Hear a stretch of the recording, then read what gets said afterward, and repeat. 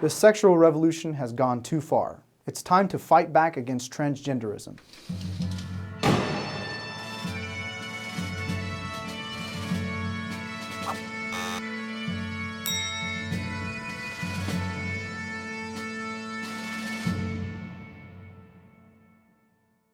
It's pretty crazy, but I can go to any liberal campus and claim that I'm a woman, and students would agree with me. But if I were to go to a campus with a banner saying God created them, male and female, and distribute flyers against the evils of transgenderism, I would get a pretty negative response. Penn State! We are! Not straight! We are! Penn State! We are! Not straight! We are! Penn State! Equality for all! We love transgender people! Equality for all! Make yourself so proud! What can you say to these unhinged, screaming liberals? Well, I'm going to give you 10 reasons that totally debunk this transgender madness. Well, considering that the TFP's previous video giving 10 supposed arguments that destroy the notion of marriage equality was such a scientifically, historically, and ethically illiterate flop, I very much doubt that. As for the responses you got, the worst were people sticking up for the civil and human rights of others whilst not buying into your position, which is completely void of any and all valid reasoning. That's pretty light as negative responses go, considering that in your video you have already referred to the existence of transgender individuals as evil and repeatedly utilized ableist slurs to attack anyone who supports their rights, both civil and human. You don't get to do that and then cry because they don't flip to your side. This isn't Age of Empires where you just say "Woolaloo" and everyone changes sides. You want to withhold or further take away someone's rights, so you better be ready for the flack that comes with that, low-key, like this, or higher-key. I also love the fact that you have to repeat your footage of students acknowledging that they are not cis heterosexuals and that trans people are welcome, because it seems that those are the only clips you have. I must say, that is really effective in illustrating the complete evil of liberalism. Number 1. Transgenderism is tyrannical. In one sweeping diktat, the Obama administration ordered that all public schools allow members of one biological sex to use the showers, locker rooms, and restrooms of the opposite sex. In one fell swoop, the federal government imposed transgender bathrooms on all schools in the nation, and the states that opposed the measure were threatened with severe penalties, such as the loss of federal funding. Brown versus the Board of Education, anyone? When your first argument is the exact same one used by racist segregists in the 60s, you know you have no ground to stand on. Surprisingly, the government actually utilizes its power now and then to do something more than bomb civilians in other countries. Sometimes they actually do something to protect the rights and liberties of their very citizens. If you don't like it, here's a bit of free advice you used to hurl at us. Hold it in until you're home. You choose to continue the propagation of your bigotry.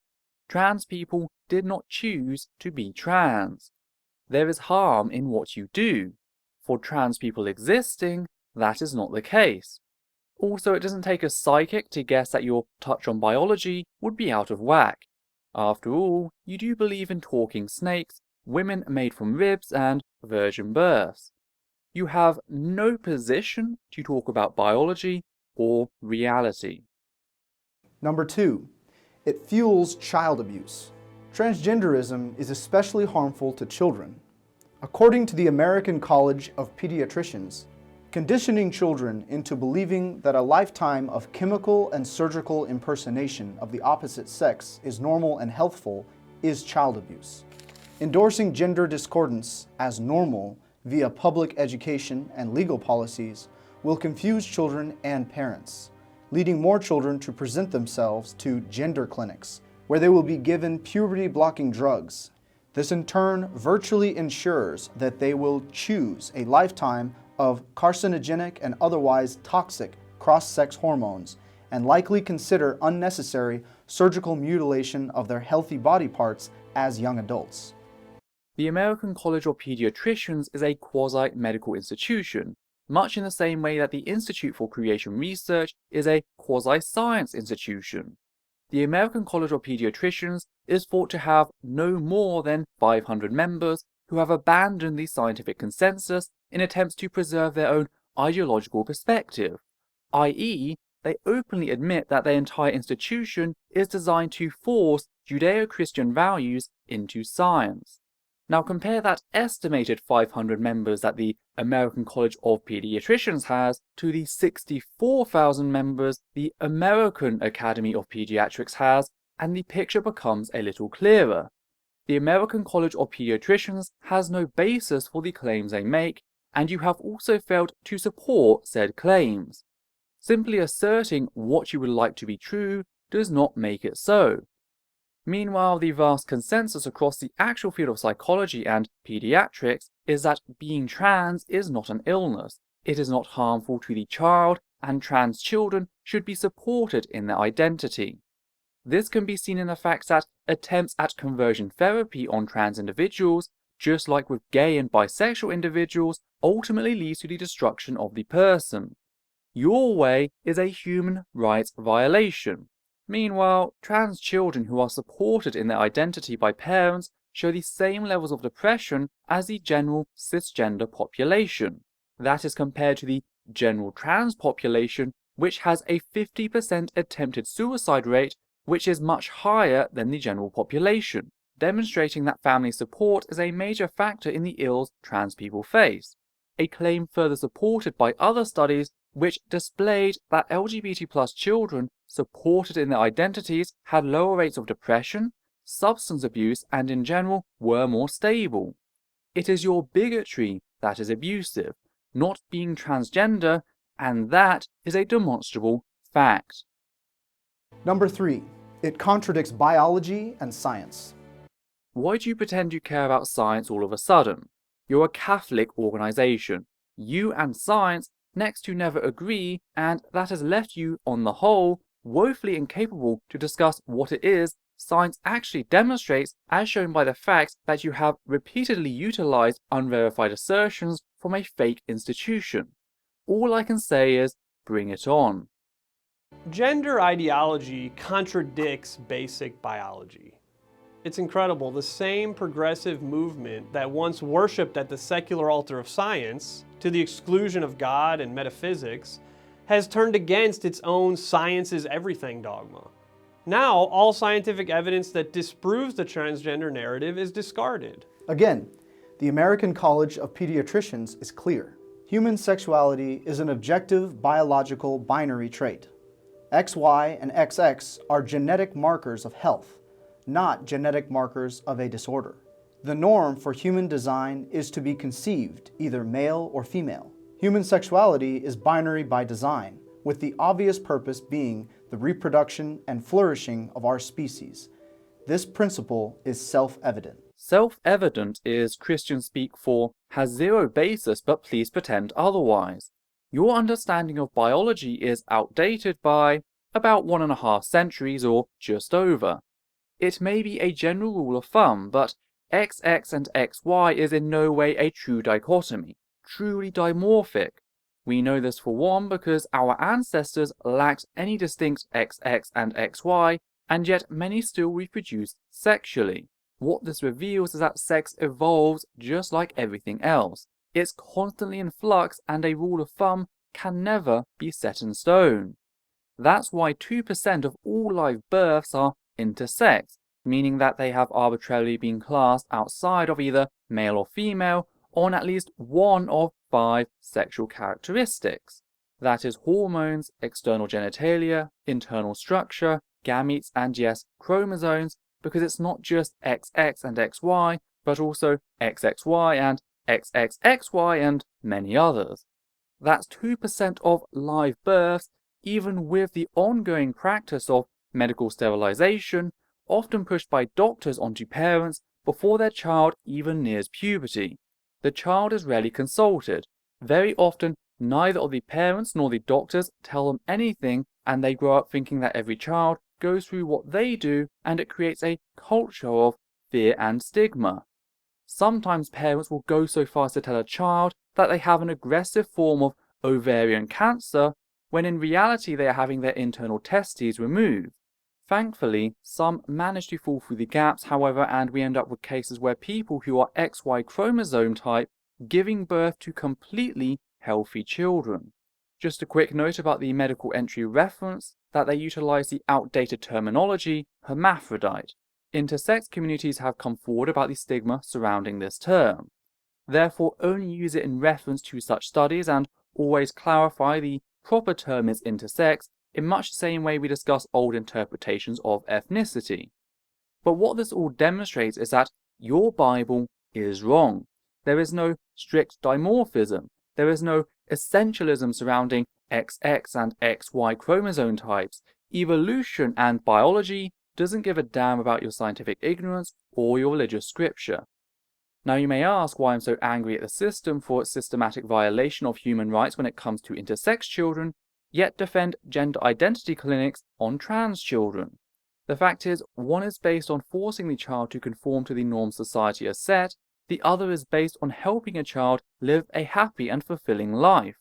When it comes to intersex children, all choice is taken away from them, even though the vast number of cases in no way impede their quality of life. Puberty blockers, on the other hand, simply delay puberty. All side effects are reversible, just like the main effect.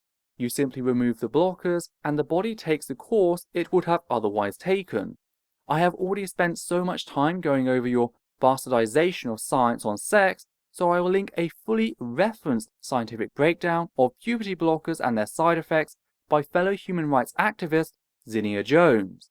So as can be seen, trans rights and intersex rights are convergent on so many issues, and both groups need to be consulted by specialists who are going to help them in exploring who they are. As for the claim that hormone therapy is carcinogenic, any hormone will do that whether it's synthetic or natural. The body doesn't care. A person with low testosterone is not likely to develop prostate cancer, while someone with high testosterone is less likely to develop breast cancer. If cancer is the basis for all of your actions, then everyone, I repeat, everyone should be placed on hormone blockers. Fact is, children are not given hormone therapy. They are only given blockers to delay puberty until they reach an age where they can make an informed decision. Number 4, biological sex cannot change. Those who embrace the transgender ideology pretend that men can morph into women or that women can morph into men, but their claim is false. It is physiologically impossible to change a person's sex, since the sex of each individual is encoded in the genes. XX if female, XY if male. Surgery can only create the appearance of the other sex, explains Dr. Richard P. Fitzgibbons, MD, Philip M. Sutton, PhD, and Dale O'Leary in a well-documented study. Every single cell in our body is stamped with our biological sex, and nothing can change that reality. But I don't need to. I just need to look at reality to see how you are wrong on the basics of sex. However, when you enter gender dysphoria into the equation, the condition of depression and anxiety a trans person will often experience due to the way society treats them or even their own perceptions of their body, confirmation surgery is a massive help. Ultimately, their body always was whatever gender they identify as. But if said process helps them, which it does and has been demonstrated to do, that's all that matters. For some trans people, confirmation surgery is a means to remove that dysphoria, and if they have a supportive home to return to afterwards, then they'll likely never feel gender dysphoria again, and yet they are still 100% trans. I note this fact to demonstrate that gender dysphoria is a condition that can affect a trans person, but it is not the essence of being trans. Trans is simply not identifying with your assigned gender, that which you so wrongly called their biology, as shown previously. As a stranger, all you need to know is a person's gender. Everything beyond that is between a person and their physician. You are not their physician, so keep out of it. As for what you termed a well-documented study, that was simply an opinion piece by the National Catholic Bioethics Center, a piece that seemed to rely heavily on the likes of Paul McHugh's discredited work and other such opinion pieces such as Janice Raymond's non-peer-reviewed book, The Transsexual Empire, The Making of the She-Male. There were a lot of opinions and virtually no relevant research. All in all, it differs very little to the New Atlantis opinion piece that I pulled apart previously. Number 5. It warps manhood and womanhood. It's bizarre, but transgender ideology claims that biological reality does not determine one's sex. Feelings do. Therefore, the differences between male and female, much like the clothing we wear, are separate from our identity and are constantly in flux. Manhood and womanhood are just labels. Feminist ideologue, lesbian, and writer Simone de Beauvoir affirmed that one is not born, but rather becomes a woman. The whole point of feminism is not so much to eliminate the so-called oppressive male class, but to abolish every difference between the sexes. Here we see how the homosexual, transgender, and feminist movements are allied. They share the same final goal, the destruction of male and female, manhood and womanhood. By manhood and womanhood, I take it that you're not talking about identity, but rather your archaic sexism or so-called gender roles. Remember, these arguments are supposed to convince a liberal professor. If that is your goal, then maybe don't admit that your views on women differ very little to modern-day Islamists. The fact is, your gender roles suck to begin with, and good riddance, they are dying. But here's the thing. Trans people are often policed far more aggressively by gender roles than cis people. There's this stupid idea that identity equals expression, and if, say, a trans woman doesn't want to shave her legs, then she's not really trying. And that sort of crap comes from trans exclusionary radical feminists, so I thought you'd be celebrating that fact. Thankfully, TERF transmisogyny seems to be shrinking. Number 6. It destroys reason. Part of logic and reason is the idea that things do have a purpose. The purpose of our eyes is to allow us to see. The wings of a bald eagle, for example, provide it with flight. Our lungs exist in order to let us breathe and absorb oxygen, and our ears give us hearing. Likewise, the primary purpose of human sexuality is procreation. However, transgenderism, like homosexuality and feminism, deny this principle, and therefore attack human reason itself. But to attack human reason itself is really a form of deliberate madness. It's crazy. Transgender people can still have children. There is not a single thing that stops them from doing so. In fact, thanks to trans people, homosexuals can in fact have children without any medical intervention. That's why the whole, if you left 1,000 gay people on a desert island, doesn't work. That and bisexual people. Also, what is up with your constant belittling of people who can't get pregnant or don't want to, and yet still want a relationship? Are you really so determined to be the crappiest excuse for humanity that you can? Number 7. Transgenderism is self-destructive. The homosexual movement shatters lives. Regret, despair, and suicide are common among those who adopt the T of the LGBT lifestyle. Walt Heyer, a man who regrets having lived like a woman for many years, said, "I knew I wasn't a real woman. No matter what my identification document said, it was obviously a masquerade." Transgenders not only annihilate their birth identity, they destroy everyone and everything in their wake: family, wife, children, brothers or sisters, and career. Certainly, this demonstrates the behavior of someone hell-bent on total self-destruction and self-harm. Walt Heyer is one person out of millions. The only one you have, in fact, out of the entire history of humankind.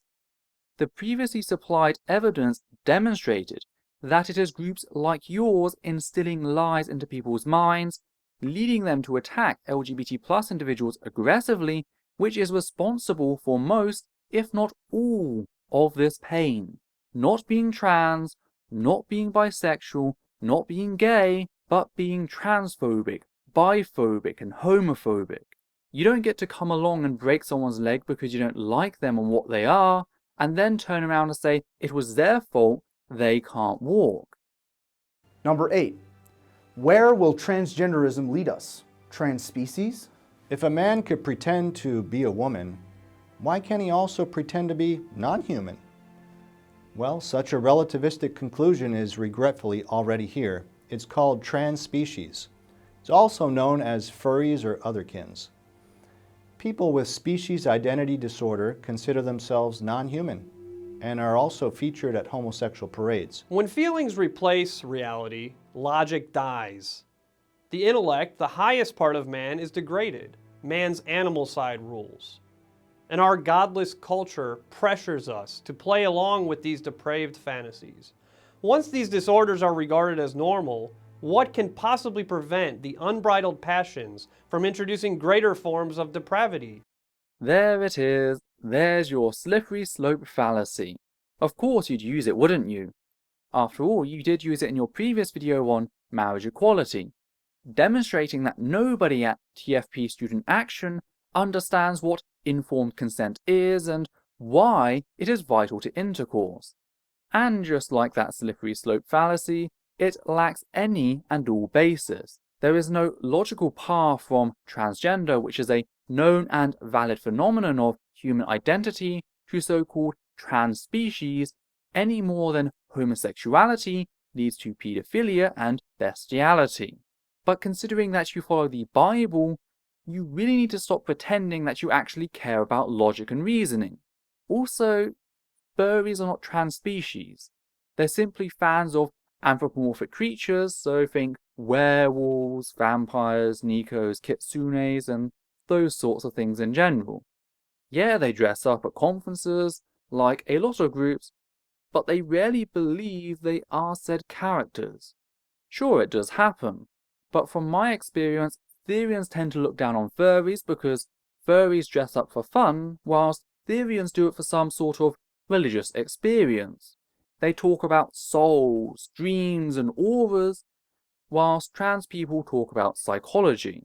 Therians actually have far more in common with you than trans people. Certainly their religious beliefs are no more absurd than your ritualistic cannibalism. Number 9. Transgender ideology and religious persecution. The transgender ideology may spark the worst type of religious persecution because it imposes a perversion of the mind, beginning with small children. Those who oppose it are targeted by this new religion of equality, which obliges children to attend sensitivity training and gender indoctrination. Indeed, those who cheer the homosexual movement, whether they like it or not, are de facto servants of a new religion. Its doctrine? Transgender ideology. Its false god?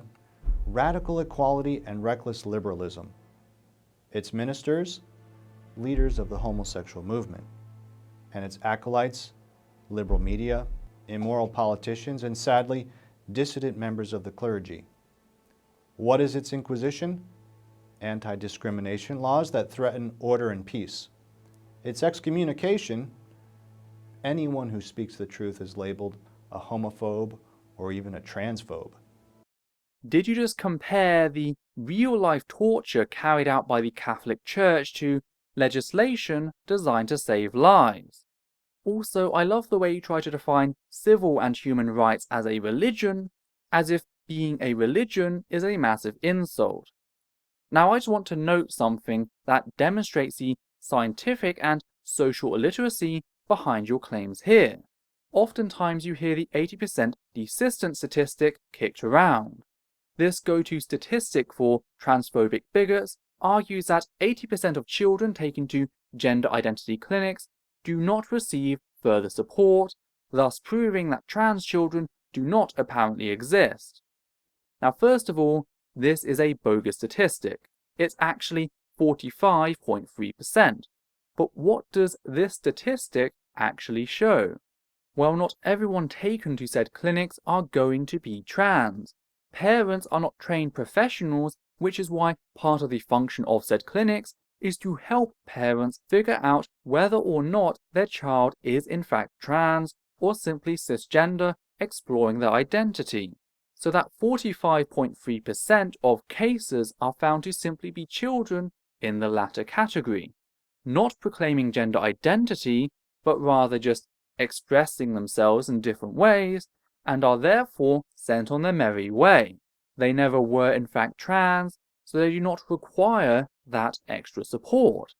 But in noting these statistics, how does your conspiracy theory explain the fact that the liberal transgender conversion industry sends home just under half of the children taken to them by willing parents?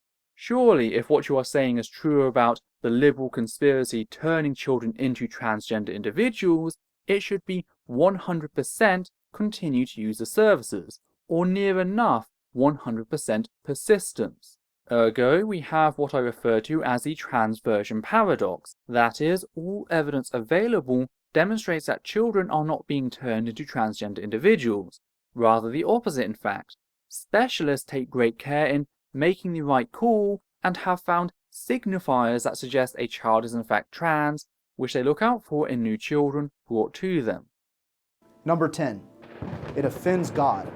The desire to change one's biological sex not only denies reality, but it also offends God. Nobody is born male or female by chance, but in accordance with the plan of divine providence. Before I formed you in the womb, I knew you. Before you were born, I dedicated you. A prophet to the nations, I appointed you. God created male and female. Thus proving, when you take into consideration not just trans people, but intersex individuals, that either your God is wrong, lying, or does not in fact exist, the latter being most likely, thus falsifying your religion either way. Therefore, to intentionally contradict the biological nature of mankind is an act of revolt against our Creator. Charity calls us to help those afflicted or confused about their own sex, not to increase their confusion by offering them a false solution. Charity does not rejoice over wrongdoing, but rejoices with the truth. Therefore, mercy can never stand in opposition to the truth, for only the truth can set you free. So what can we do to save the family? We must follow the angelic example of Saint Michael the Archangel, who said, "No, put on the armor of God, so that you may be able to stand firm against the tactics of the devil. For our struggle is not with flesh and blood, but with the principalities, with the powers, with the world rulers of this present darkness, with the evil spirits in the heavens.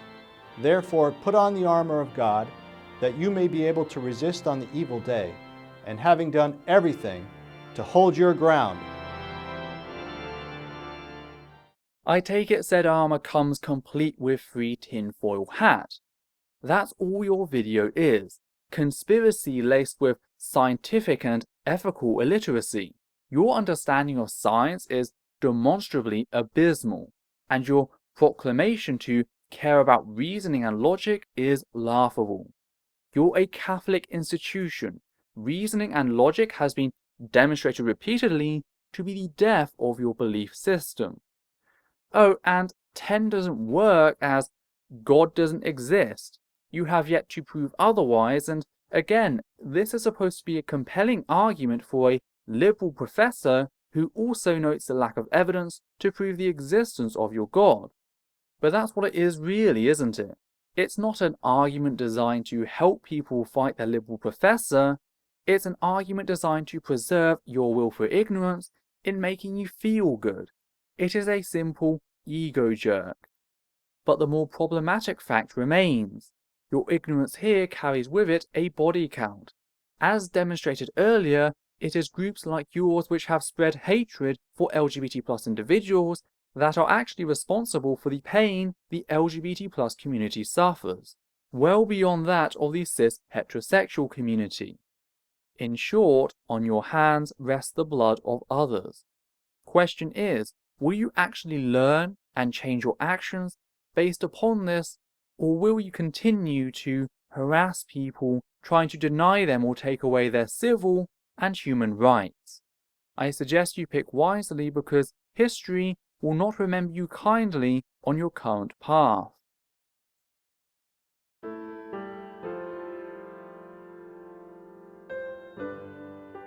There are a few things which I'd just like to add here at the end of this video.